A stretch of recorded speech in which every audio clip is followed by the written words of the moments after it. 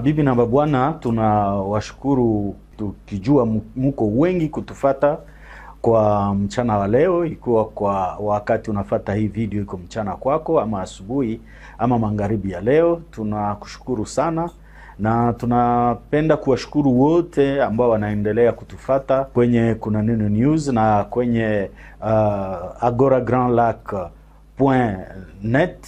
Tunawashukuru kuwa wengi. Siku ya leo tena tunakuja kwa kipindi chetu Analyse ya Simon Kazungu. Kwa asubuhi ya leo ama mchana wa leo ama magharibi ya leo tutaweza kuzungumzia nini? Tutaweza kuzungumzia nukta mbili. Ya kwanza ni kuenda kueleza ya kwamba sasa Kabila yuko Goma.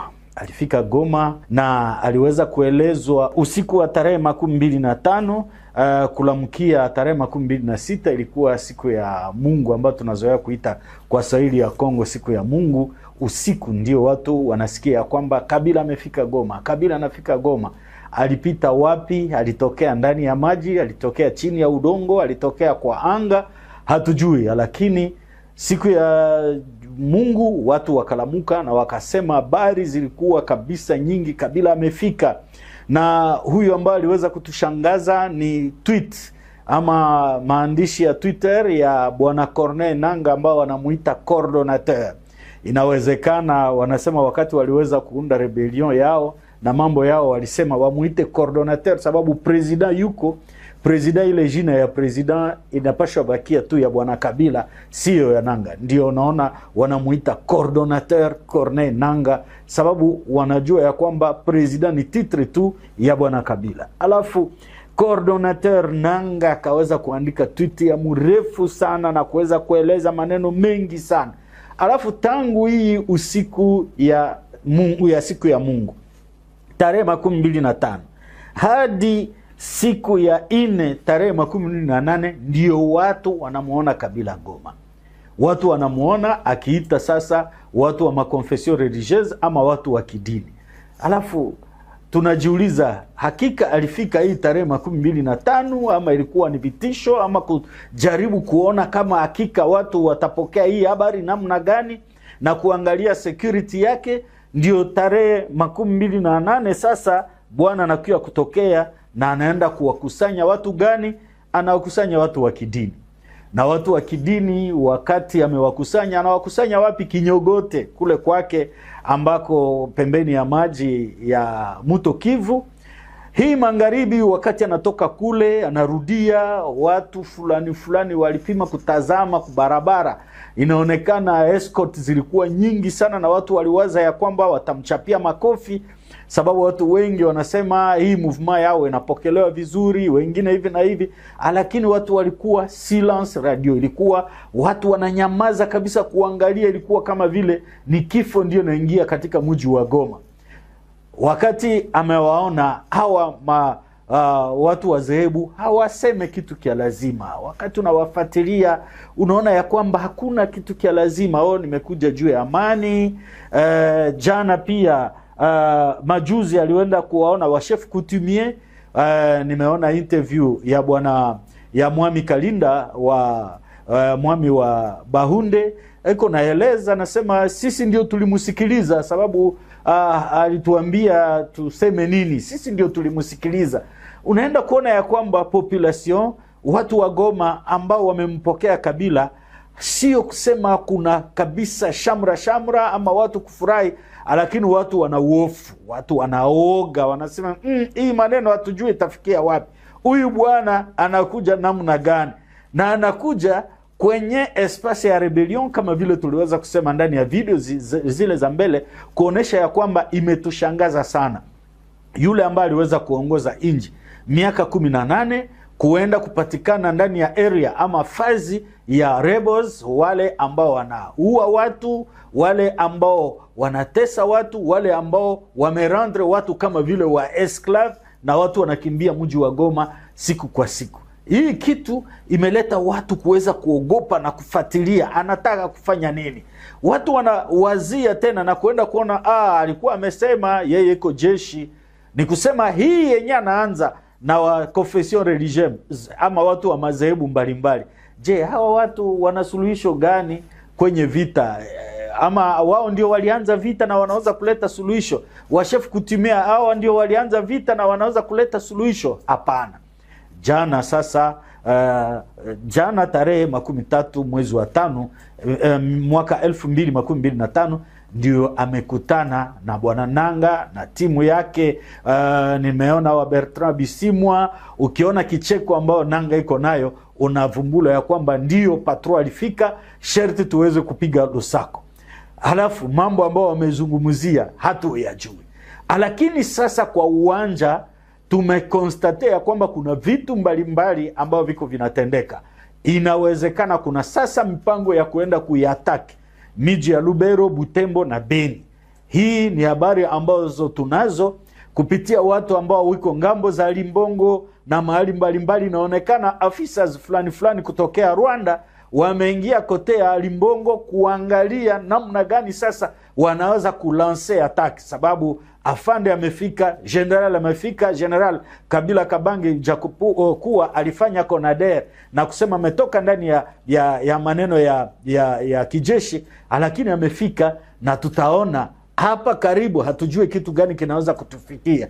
Ijapokuwa M23 iko inazungumuza doa na government ya Kongo, lakini hawa watu kama vile tuliweza kusema ndani ya video za awali wanaendelea pia kujitayarisha kuweza kuendelesha vita, kushika miji ya Beni na ya Lubero.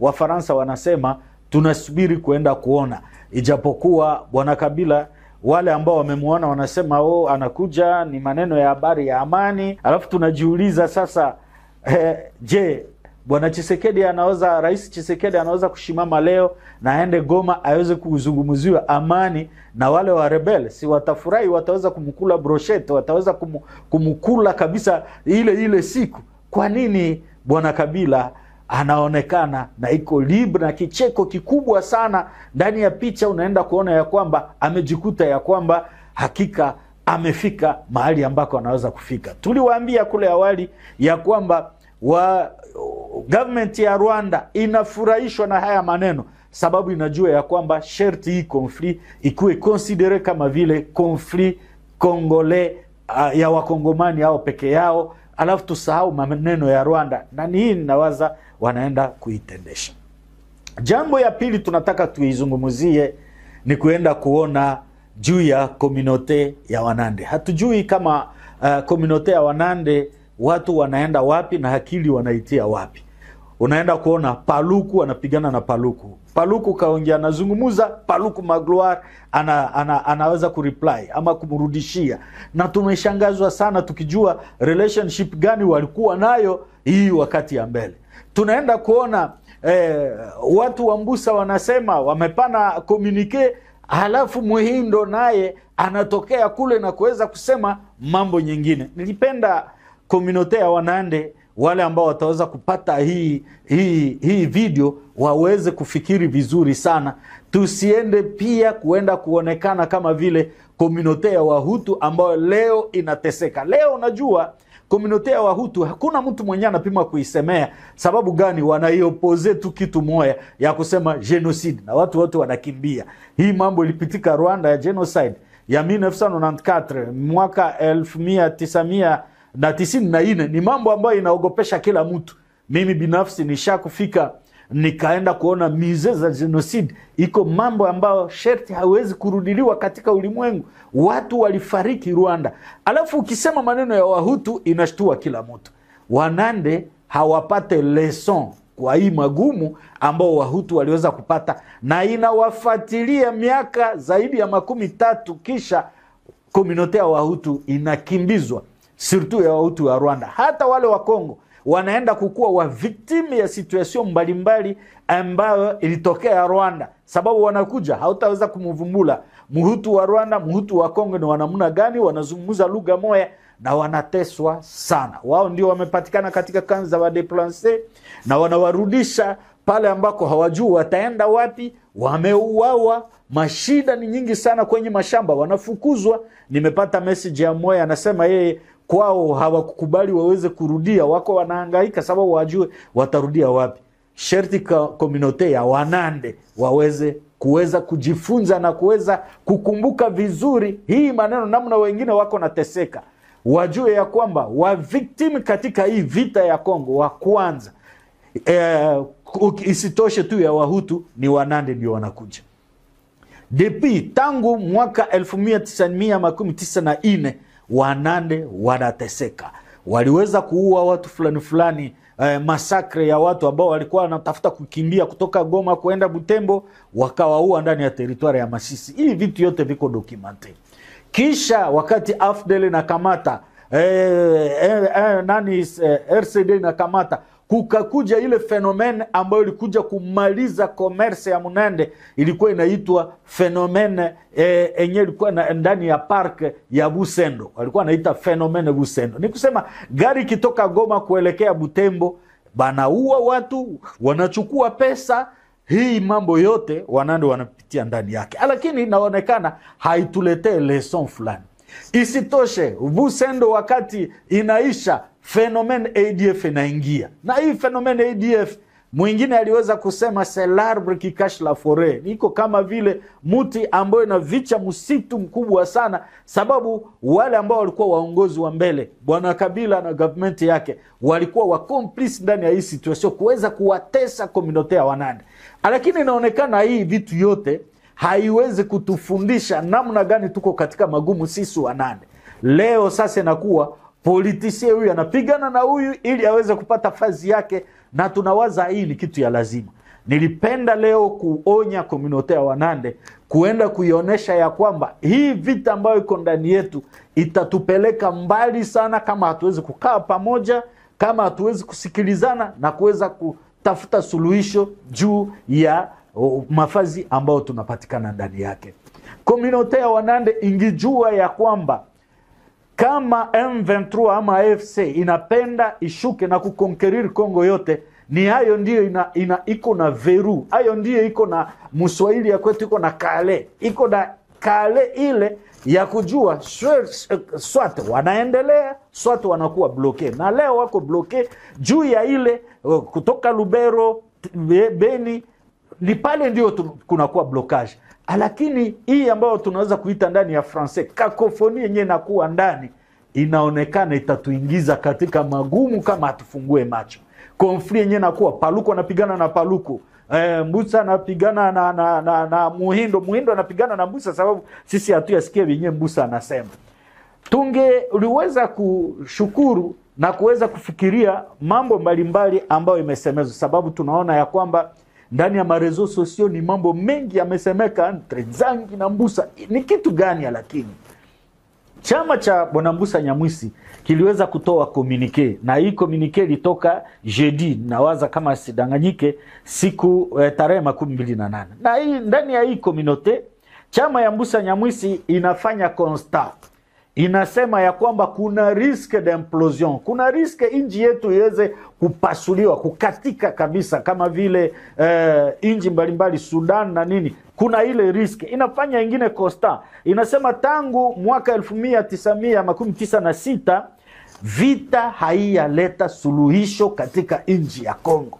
Imesema hii maneno, na inasema ya kwamba hii mambo ya populisme ya kujitapa, mie njo huyu hivi na hivi, haitupeleke fasi, haituongoze fasi katika inji ya Kongo. Inaleta suluhisho. Suluhisho ya kwanza, sherti inji yetu ikuwe na integrite territorial, ni kusema mipaka yake iweze kuheshimika. Inasema ya kwamba cohesion nationale ikuwe, kabila mbalimbali watu waweze kusikilizana na watu wakuwe wamoya. Tunajua magumu iko mengi katika Kongo. Inasema pia sherti kuwe jibu ya kamati international community kuweza kuleta response humanitaire, sababu watu wanateseka. Hata kama umefata leo media international, kuna watu waoni ambao walifika wanaona situation ya Kivu, tukisema Nord Kivu, Sud Kivu, hata Ituri iko catastrophique situation humanitaire. Watu wanateseka kabisa, sherti kukue response humanitaire. Na hii chama ya Mbusa Nyamwisi RCD-KML imesema haya maneno, na inasema ndani ya masuluhisho yenye sherti iweze kupatikana katika nchi yetu ya Kongo, inabidi tuwe na uchaguzi ambao uko credible, uchaguzi ambao uko wa kweli. inasema ile ndio tableau ama situation ya Kongo enye RCD-KML chama ya Mbusa Nyamwisi imeileta. Sasa bwana Nzangi naye anatokelea juu ya mtumbu, anaeleza kwanza hali ya kabila ambao sisi wote tunajua na sisi tuko d'accord naye, alafu anakuja tumbukia na kusema sasa wewe Mbusa shertu unataka enda kwenye kabila ungistope sie community yako bwana. Sasa watu wa Mbusa wamesema na wamepana mpango. Wewe umesikia hii mambo wapi? Mumezungumza na Mbusa amekuambia ameenda kwa kabila, ijapokuwa wewe mwenyewe unajua historia ya bwana Mbusa na kabila, namna gani aliweza kukimbizwa, kutafutiwa na kabila. Sasa leo tena unataka kumtumbukiza mambo ya kabila namna gani? Sherti tungiacha hii mambo, inakuwa kama vile utoto ndani ya community ya Wanande. Tuache hii yenyewe wanaita Lutsumba Masu, ama mtoto wakati anakojoa anatia ndani ya mchanga, anakoroga hii maneno, anakuwa saa mwenye iko na koroga chakula. Hii maneno sherti kuhali ambao tunafikia ndani yake tuweze kukumbuka vitu vya lazima sana, sio kuanza kumsheta huyu kidole na kumsheta fulani kidole, lakini tuone ya kwamba ni sisi Lubero, Beni Lubero ndio tunakuwa na kle ya kuweza swati kustope hii vita, swati sisi wenyewe tukienda ndani ya konfli tutaenda kuharibisha mambo hii. Kwa ngambo ya informations tunataka kuambia kwamba kuna habari kem katika nchi ya Kongo, na habari hizo ni ndani ya Assemblée Nationale, ndani ya Senat, ni justice tu na justice. Hata minister wa justice yeye mwenyewe bwana Mutamba na yeye amekuwa akize na justice hayo peke. Tunasubiri tuone suite itakuwa namna gani. Tunawashukuru sana tukijua mko wengi kuweza kutufata kwa siku ya leo. Asante sana, na siku na juma ijayo asante sana kuweza kufata Agora Grand Lac na Kuna Nini News. Asante sana na chao.